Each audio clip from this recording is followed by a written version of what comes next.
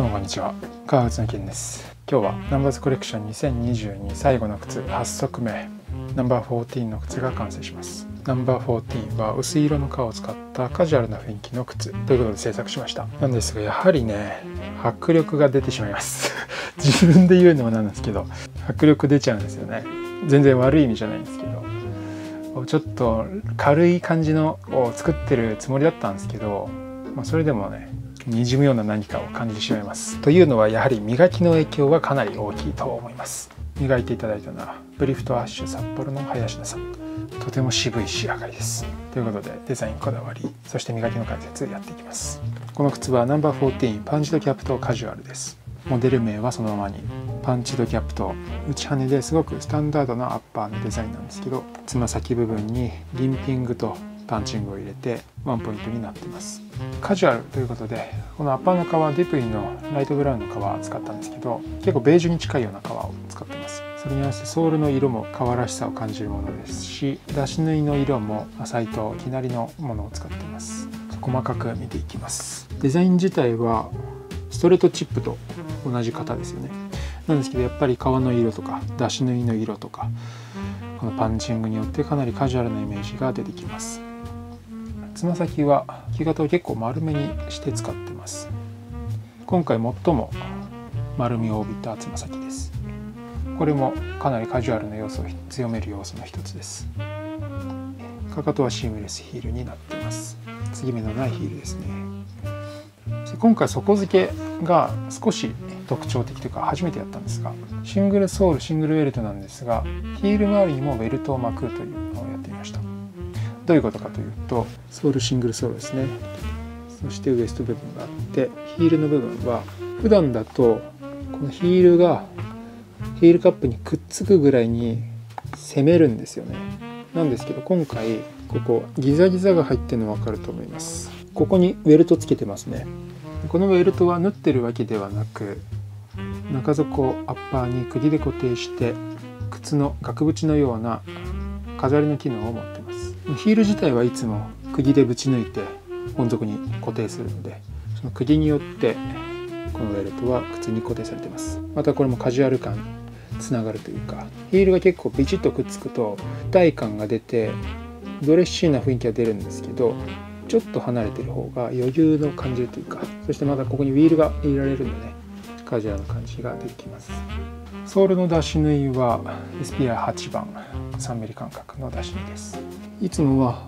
糸染めてロー塗って、この出し縫いっていうのはかなり見えないように潰すんですけど、今回はこの糸もデザインの一部として残してます。ソールの断面はこんな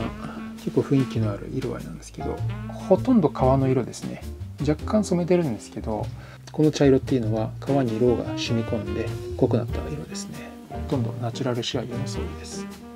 そしてもちろん底面もこの感じでナチュラル仕上げになってます。ワンポイントとしてまっさらなナチュラルソールにひし形だけが押されてます。ヒールの革の積層具合って色つけるとあんまり見えなくなっちゃうので、ナチュラル仕上げの場合革だなっていうのがよく分かって、この質感好きな人結構多いんじゃないかなと思います。また履き口トップラインにパイピングしていることもカジュアルさの要素の一つです。そしてシューツリーもシンプルで飾り気のないものになってます。これはナンバー9と同じく木の素のままの状態にニスを塗って仕上げたものです。このシューツリーの特徴としてはちょっと丸みを持たせています。つま先とかこの辺が丸いのは当たり前として、この持ち手可愛くないですか？持ち手丸く削ってます。これと対比するのがナンバー7のシューツリーですね。靴自体も角を立ててたもので、シューツリーも角を立ててたので、これ逆に丸みを帯びさせています。そしてここにはヌメ側に焼き印をしたタグをつけています。ライニングはディプイのものを使ってまして、だからこれアッパーもライニングもディプイですね。印足も同じくディプイに焼き印をしています。今回磨きをお願いしたのはブリフトアッシュ札幌店の林田さんにお願いしました。注文は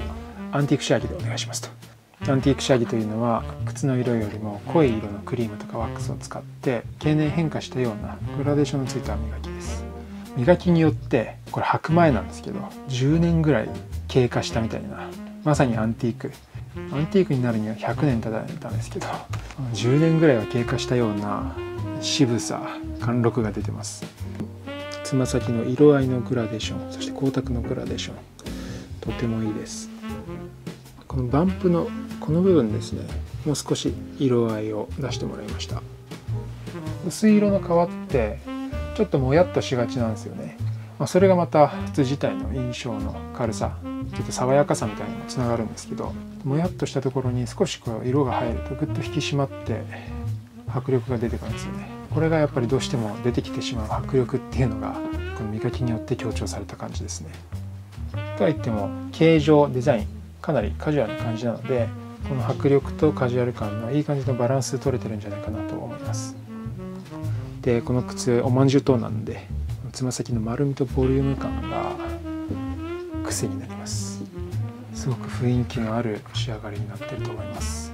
このナンバー14バンジョーキャップとカジュアルのサイズは 27.5 センチ UK9 相当です。今回制作した8足の中では最も大きいサイズです。27.5 センチぐらいとなると結構日本の方だとそんなに足大きい人多くないのでサイズ合う方も少ないとは思うんですが、気に入った方ぜひこの靴をよろしくお願いします。デザインもスタンダードですし、色合いもちょっと薄いですけどカジュアルにはかなり使いやすい色だと思うので、ファッション着こなし的にはかなり重宝すると思いますね。僕の作る靴は早速見ていただいても分かると思うんですけど、結構それぞれ雰囲気バラバラというかやりたいことがバラバラなんで、これ履くのなかなか難しそうだなっていう靴を作ることもあれば、これは履いたらかっこよさそうだなっていうのもなったりして、今回は割とスタンダードなので、履いて結構馴染むような靴になってるんじゃないかなと思います。やっぱカジュアルな靴なんでやっぱデニムが間違いないですよね。ということで無事ナンバーズコレクション8足制作終わりまして、もう展示会も迫ってきてます。展示会についてはリンクを概要欄に貼っておきますのでぜひチェックしてください。そしてこれら8足の靴は展示会終了後に抽選で販売します。ですが展示会自体は購入の意思にかかわらずぜひ来ていただきたく思ってまして、そしてフィッティングシューズもぜひ履いていただきたいと思ってます。僕の YouTube の活動の目標の一つとしては、靴をいいでしょって広めるっていうのも一つなので、僕の靴を買う買わないとか、革小物をね買う買わないとか、動画見る見ないにかかわらず靴どんなものかを知ってもらうだけでも来ていただきたいなと思ってます。本当に見るだけでも大歓迎なので展示会でお待ちしています。それでは本日の革靴の件でした。展示会でお会いしましょう。